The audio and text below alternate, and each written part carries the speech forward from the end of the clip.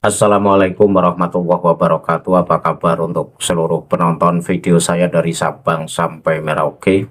Semoga selalu diberi keberkahan rahmat urusannya oleh Allah Subhanahu wa Ta'ala, dimudahkan rizkinya, serta diberi hidayah oleh Allah Subhanahu wa Ta'ala untuk orang-orang yang belum mendapatkan. Kembali dalam video kali ini, saya akan membahas terkait kemursidan Bapak Lutfi bin Yahya asal Pekalongan, di mana Pak Lutfi mengklaim bahwa Torekoh Sadziliyah yang beliau mengklaim menjadi mursyidnya ini mendapat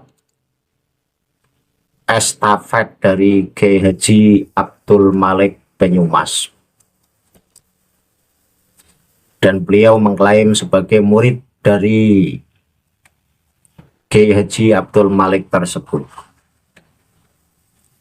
Apakah Pak Lutfi benar-benar diangkat mursyid oleh Kiai Haji Abdul Malik Banyumas, atau itu hanya klaim semata? Nanti akan saya jelaskan dengan bukti-bukti yang kami miliki. Namun sebelum masuk pada pokok pembahasannya, untuk seluruh penonton dari manapun kalian yang belum subscribe channel saya, silahkan tekan tombol subscribe, kemudian like serta share video ini ke teman-teman kalian semua, agar yang belum tahu menjadi tahu. Yakinlah bahwa munculnya channel ini semata-mata untuk mengedukasi kepada seluruh muslim di Indonesia agar tidak terjerat oleh doktrin-doktrin sesat yang dilancarkan oleh orang-orang yang mengklaim sebagai keturunan Rasul dengan mengatasnamakan agama.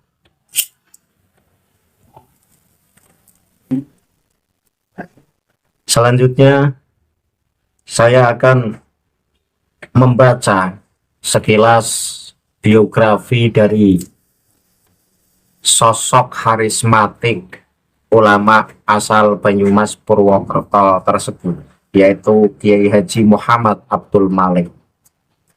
Kiai Haji Muhammad Abdul Malik adalah mursyid Torekot Naksabandiyah Kholidiyah dan bukan Torekot Sadziliyah. Beliau asli dari daerah Kedung Paruk, Banyumas, Purwokerto. Purwokerto adalah ibu kota Kabupaten Banyumas, Jawa Tengah, yang terletak di selatan Gunung Slamet, salah satu gunung berapi yang masih aktif di Pulau Jawa. Purwokerto merupakan salah satu pusat perdagangan dan pendidikan di kawasan selatan Jawa Tengah. Sementara Kabupaten Banyumas sendiri merupakan sebuah kawasan kebudayaan yang memiliki ciri khas tertentu di antara keanekaragaman budaya Jawa yang disebut sebagai budaya Banyumasan. Ciri khas ini ditandai dengan kekhasan dialek bahasa, citra seni, dan tipologi masyarakatnya. Tentang alam, wilayah Banyumasan berupa dataran tinggi dan pegunungan serta lembah-lembah dengan bentangan sungai-sungai yang menjamin kelangsungan pertanian dengan irigasi tradisional. Kondisi yang demikian membenarkan kenyataan kesuburan wilayah ini, atau dalam istilah bahasa Jawa disebut Gemah Ripah Loh Jinawi.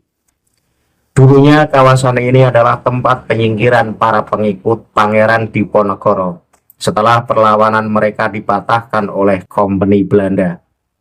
Maka tidak aneh bila hingga masa kini masih terdapat banyak sekali keluarga-keluarga yang memiliki silsilah hingga Pangeran Diponegoro dan para tokoh pengikutnya. Keluarga-keluarga keturunan Pangeran Diponegoro dan tokoh-tokohnya yang telah menyingkir dari pusat kerajaan Mataram waktu itu, kemudian menurunkan para pemimpin bangsa dan tokoh-tokoh ulama hingga saat ini. Salah satu dari sekian banyak tokoh ulama keturunan Pangeran Diponegoro di kawasan Banyumas ini adalah Syekh Muhammad Abdul Malik bin Muhammad Ilyas, mursyid Torekoh Naksabandiyah Kholidiyah, Syekh Abdul Malik ini pejuang sejati. Beliau berada di barisan terdepan dalam ikut memberantas penjajah. Bahkan pada saat G30 SPKI, beliau adalah salah satu ulama yang ada di garda terdepan dalam melawan PKI. Beliau benci terhadap penjajah, baik penjajah kemanusiaan maupun penjajah spiritual. Maka tidak heran ketika para keturunannya hingga saat ini masih bersuara lantang atas setiap gerakan-gerakan yang disebut sebagai gerakan penjajah atau yang disebut sebagai gerakan penjajahan. Syekh Abdul Malik adalah ulama karismatik yang jasanya sudah banyak dikenal wilayah Indonesia.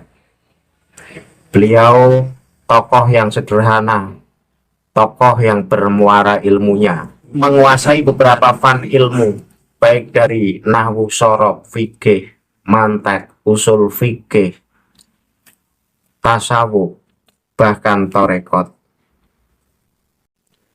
Syekh Abdul Malik wafat pada Kamis 2 Jumadil Akhir tahun 1400 Hijriah atau 17 April 1980 pada usia 99 tahun dan dimakamkan di belakang Masjid Bahaul Haq Wadiyauddin, Kedung Paruk, Purwokerto, Banyumas, dan memangku kemursidan selama 68 tahun dari tahun 1912 hingga tahun 1980.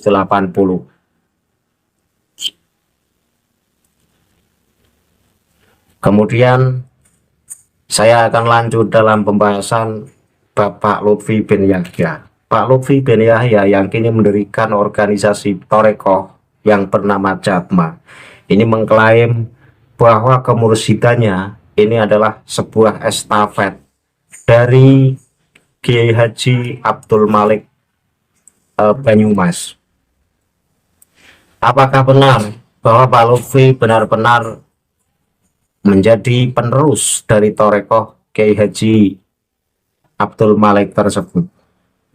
Sebelum masuk pada inti pembahasan itu, mari kita simak sebuah video yang berdurasi sekitar 2 menit yang merupakan pengakuan dari Pak Lutfi bin Yahya yang mengaku sebagai murid dari Kiai Haji Muhammad Abdul Malik. Berikut videonya saya tampilkan di layar. Saya tuh kagum sama guru saya, Sayyidi Syekh Muhammad Abdul Malik. Kalau mau makan itu rapi orangnya. Dia seorang waliullah luar biasa. Kalau makan dahar paling tidak pakai kuku, kalau enggak pakai kaos yang ada lengannya, rapi kopiahnya, sarungnya, padahal mau makan. Lama-lama saya terpancing juga, namanya santri. Jadi saya tanya, nyun sewu yai, kula nyuwun dipun ulang tata caranipun mam.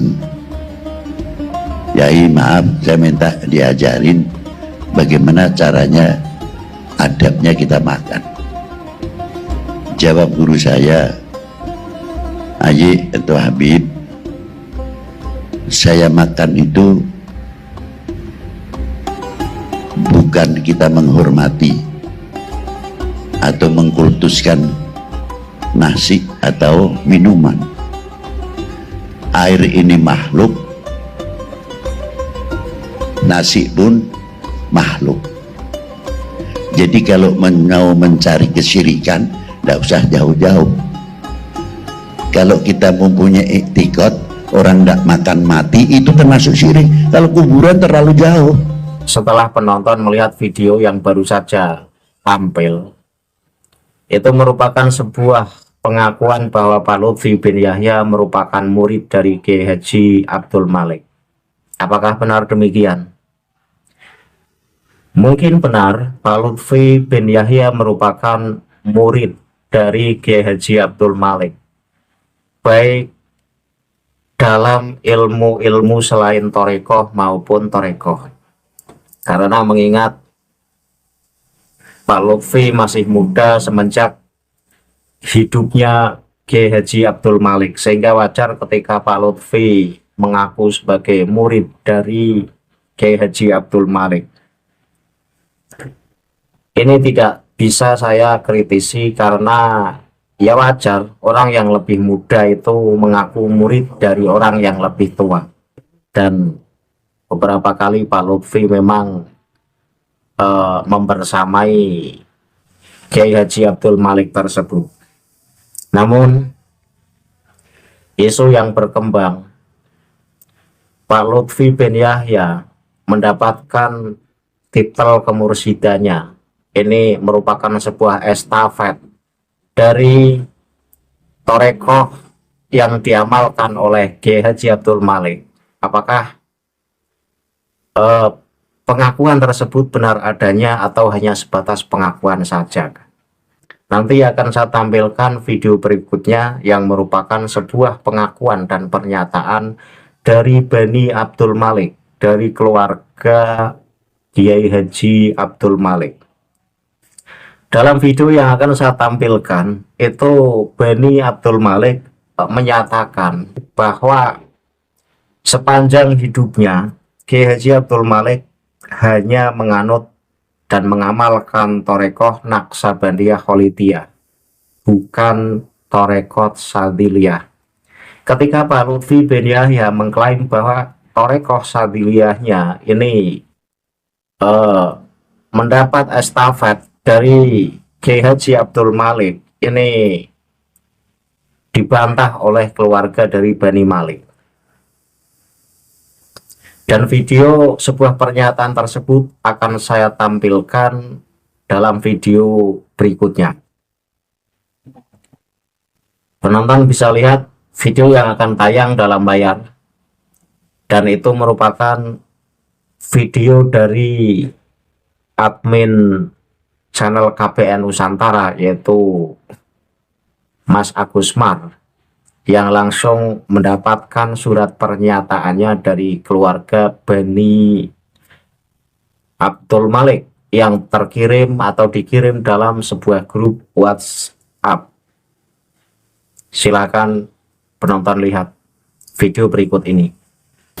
Assalamualaikum warahmatullahi wabarakatuh.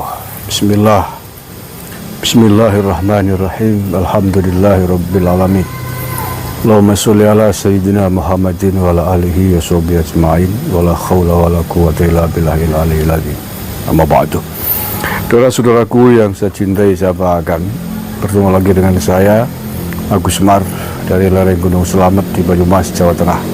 Di salah satu grup WhatsApp yang saya ikuti ada sebuah kiriman tulisan yang mengungkap hal-hal yang menurut saya sangat penting, sangatlah penting terkait dengan kontroversi Pak Lutfi bin Yahya atau yang dulu populer dengan sebutan Habib Lutfi Pekalongan ya.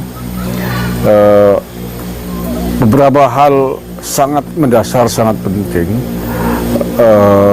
terkait beliau, terkait klaim-klaim beliau yang hubungannya dengan gurunya atau orang yang diklaim sebagai gurunya oleh beliau sendiri, yakni Mbah Kiai Haji Abdul Malik Kedung Paruk, Banyumas, Jawa Tengah. Mbah Malik bin Mbah Kiai Haji Muhammad Ilyas Sokaraja. Lokasinya tidak jauh dari sini, hanya beberapa menit saja sampai. Nah, mengapa saya sebut ini adalah informasi yang sangat penting terkait beliau ya? Karena berkaitan dengan klaim-klaim yang selama ini beredar di media terkait Lutfi bin Yahya dengan hubungannya dengan orang yang disebut gurunya itu, yaitu Mbah Malik, yang ternyata ada beberapa hal yang dikonfirmasi atau dibantah oleh keluarga besar Mbah Ilyas Sokaraja. Nah, tulisan ini dikirim langsung oleh perwakilan dari keluarga besar Bani Muhammad Ilyas Sokaraja, yang tentu saja bertujuan untuk meluruskan beberapa hal, klaim-klaim palsu, klaim-klaim bohong terkait dengan Lutfi bin Yahya Pekalongan yang berhubungan dengan gurunya Mbah Malik itu. Nah, seperti apakah lebih lengkap akan saya bacakan saja tulisannya. Ini lengkap tulisan yang dikirimkan oleh perwakilan dari keluarga Muhammad Ilyas Sokaraja kepada kami semuanya, dan sudah cukup luas menyebar karena kemudian berantai tersebar di beberapa grup WhatsApp dan kabarnya media sosial yang lain, termasuk Facebook. Baik, untuk lebih lengkapnya akan saya bacakan saja ini.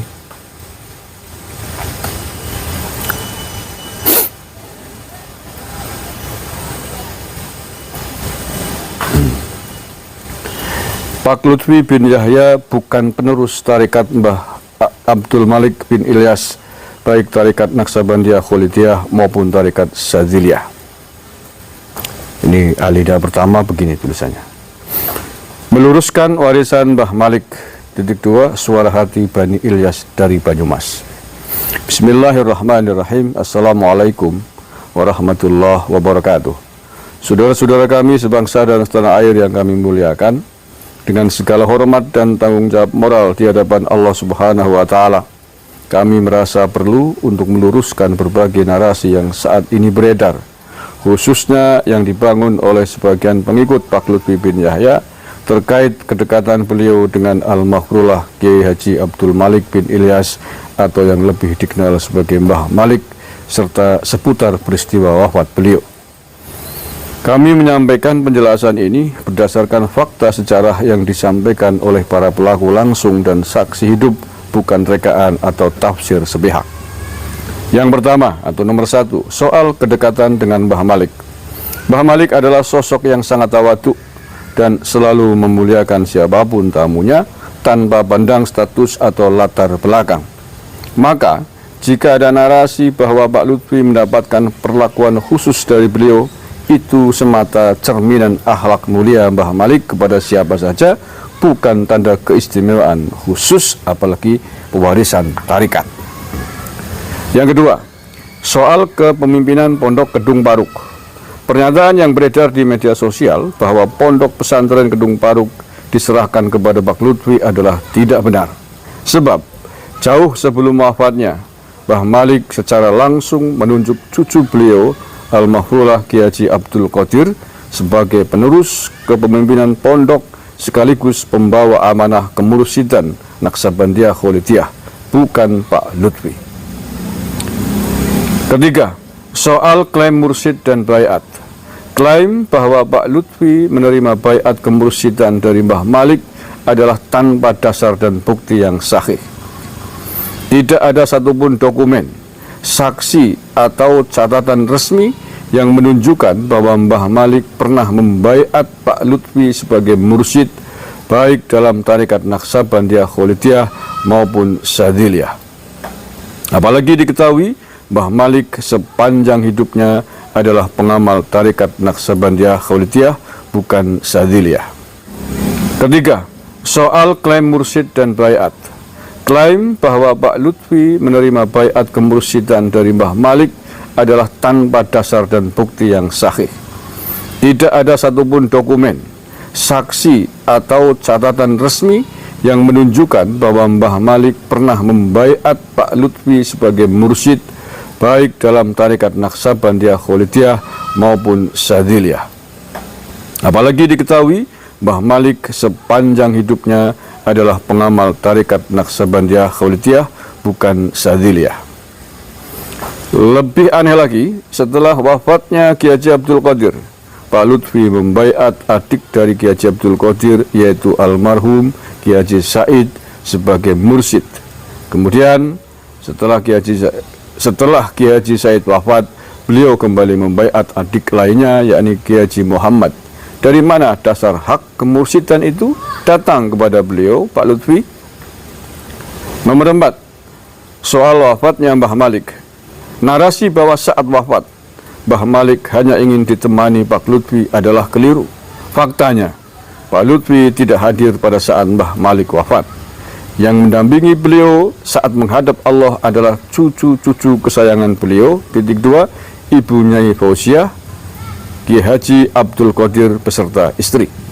Sementara putri beliau, Ibu Nyai Khairiyah, saat itu sedang menemani ibunda Mbah Malik yang juga sakit di ruangan sebelah.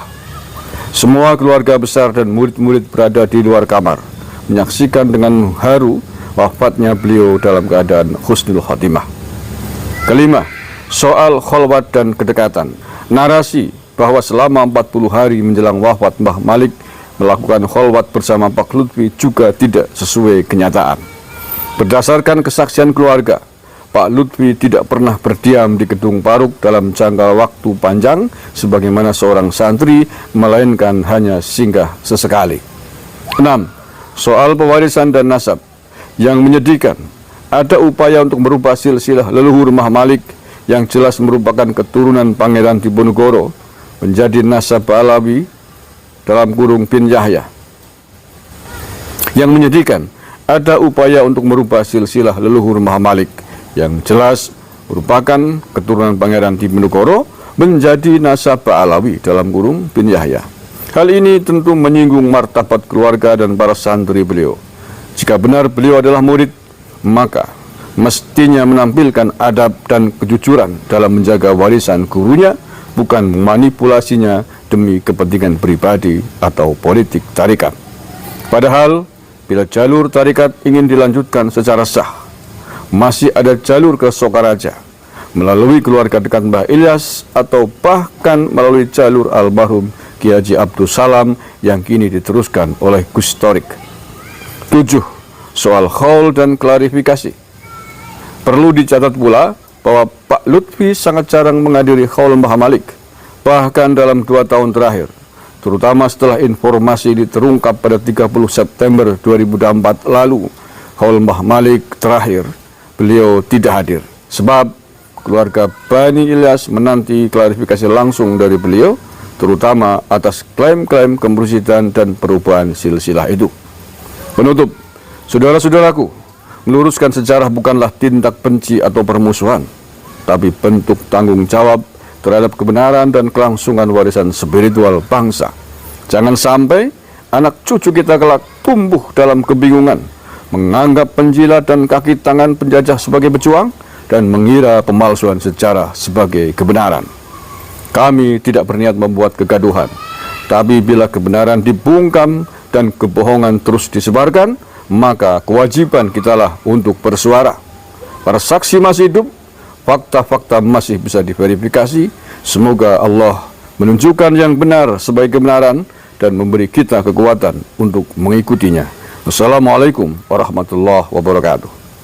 Demikian surat atau catatan-catatan klarifikasi panjang ini, cukup panjang, ada 8 butir termasuk penutup, yang dikirimkan oleh juru bicara keluarga besar Bani Muhammad Ilyas Sokaraja, yakni Gus Aung, di salah satu grup WhatsApp yang saya ikuti. Mudah-mudahan ini menjadi pengetahuan dan direspon dengan positif oleh Mbah Lutfi bin Yahya yang kini telah mendeklarasikan organisasi baru terkait tarikat. Ini penting. Bagaimana mungkin seorang mursyid kemursidannya diragukan karena tidak ada catatan, dokumen, saksi, testimoni dari ulama-ulama sezaman Pak Lutfi ketika mengklaim berguru atau menjadi mursyid dari Mbah Malik ini.